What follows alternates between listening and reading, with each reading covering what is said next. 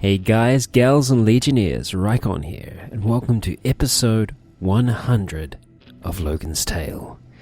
100. It's been an awesome ride, for both me and for Logan. This was the very first series on my channel. It's why I started doing what I'm doing now, and it's why I'm enjoying what I'm doing now so much. To have a character like Logan start off as this timid and unsure and undeveloped character. He was a blank slate, he had amnesia, he was great to start off with, but he's slowly starting to become himself, or at least who he thinks he is. He's definitely becoming his own man, that's for sure. But as Logan has grown, as too have I. The quality, I'm sure you can see from episode 1 to where we will be at now, has improved dramatically as I've gotten better at doing what I'm doing, and honestly I'm enjoying it now more than ever as well. So, what are we going to do for episode 100, you might ask? Well, I had something in mind similar to what we did for episode 50, which was a bit of a recap. Episode 50 pretty much recapped season 1 and 2. So I was thinking of doing something similar, picking up from where that left off. But after a power cut and feeling like I was possibly just retreading the same ground, I decided to do something a little bit different. Now, since day 1, I've been making multiple saves throughout this game, just as a backup, in case something goes wrong, something goes horrifically amiss, I run into bugs, or just problems I can't find my way around. But I'd forgotten about them for a while, and I kind of rediscovered them when I was trying to do this highlights reel, and it got me thinking, if we could just dive in to different points in Logan's Tale. And so that's what we're going to be doing. This episode is called The Evolution of Logan.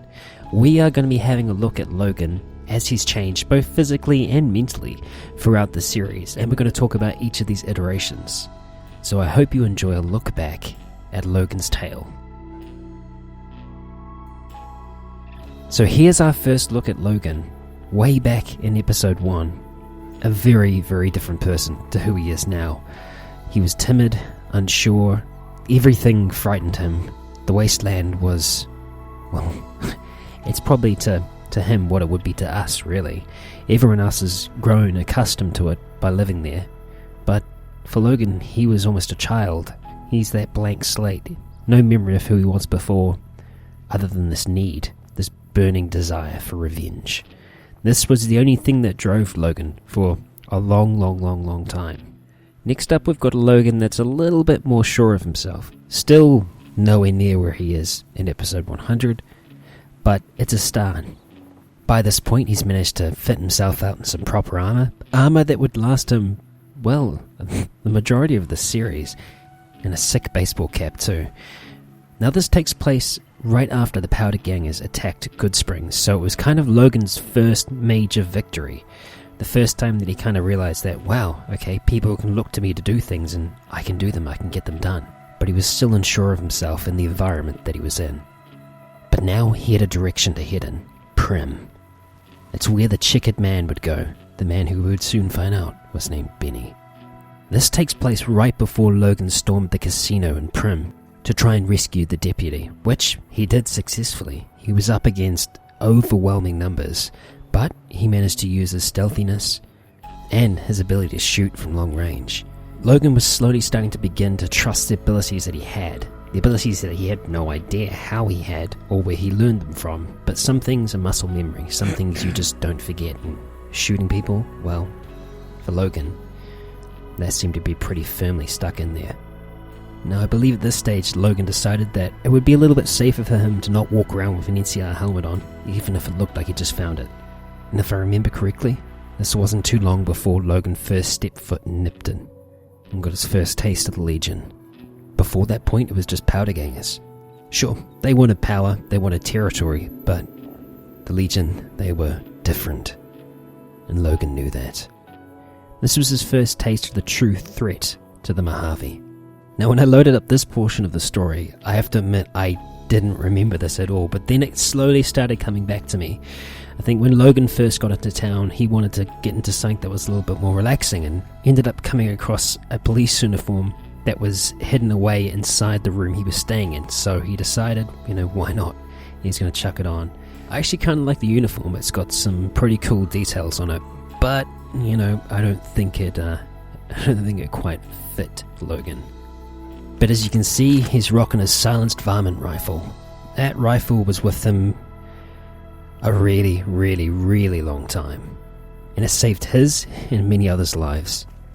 Now this is jumping ahead in time a fair amount. By this point, Logan had already met Veronica and Boone, and this was just before he first stepped foot in Vegas. Freeside was an eye-opening experience for him. I think that's when he started to truly learn that there wasn't really any good or bad in the Wasteland, that there was a hell of a lot of grey, not just the sky.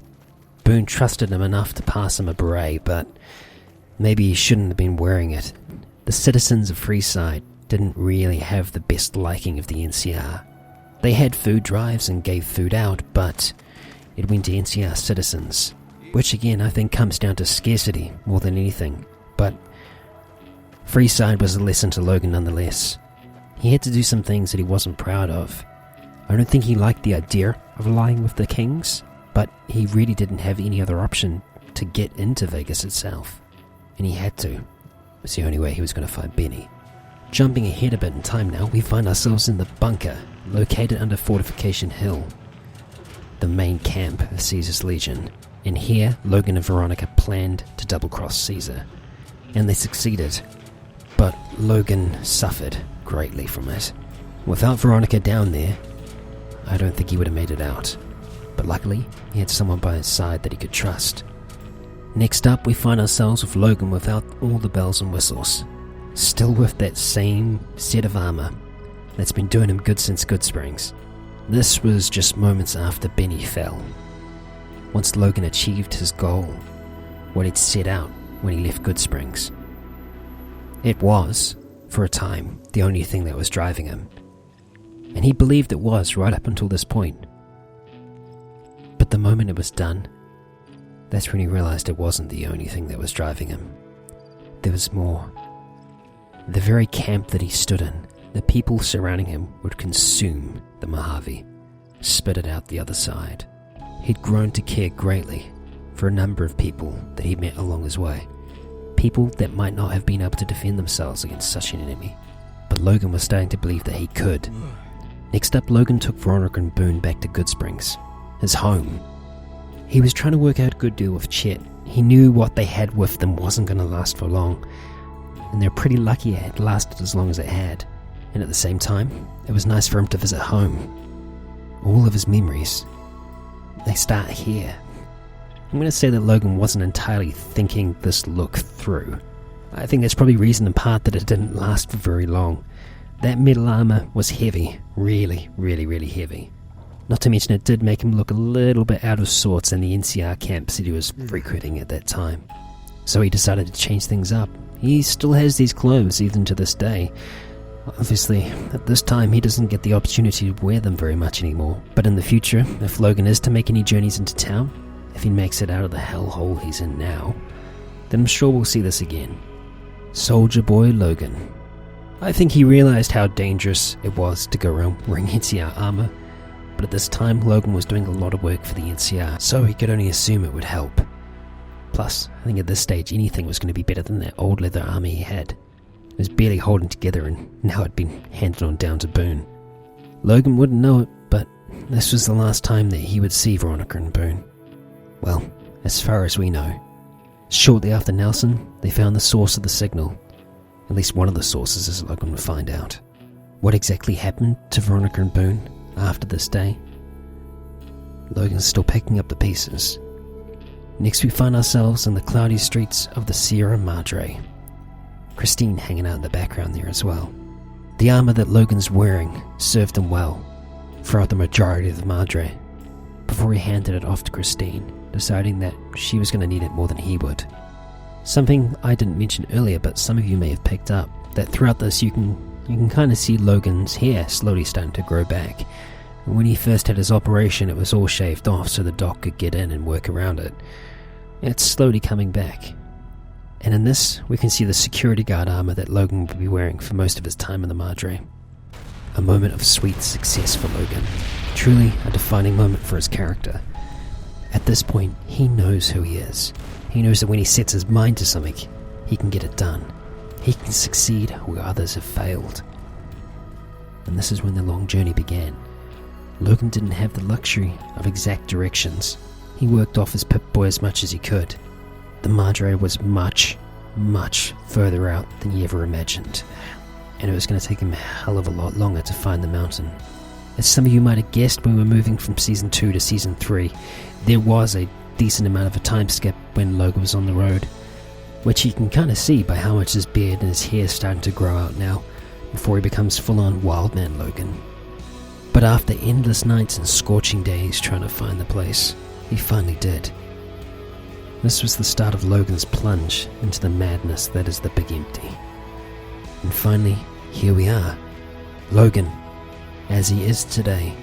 Physically, the same person, but when you look into those eyes, you can see the difference.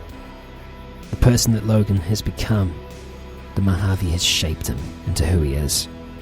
We have no way of knowing if this was what Logan was like before. He has no way to tell. But what we do know is that Logan's becoming more and more comfortable with being the person that he needs to be. A person of danger, but a person of principle, one who will seek out his goals to any end, wherever that takes him. And so, guys and gals, I hope you'll join me for next week as Logan's tale continues. And I tell you what, it is looking fan-flippin-tastic. I really hope you enjoy it. And I hope you've enjoyed this look back at Logan and his evolution into the person he is today. Thanks again for joining me. And until next time, stay tuned.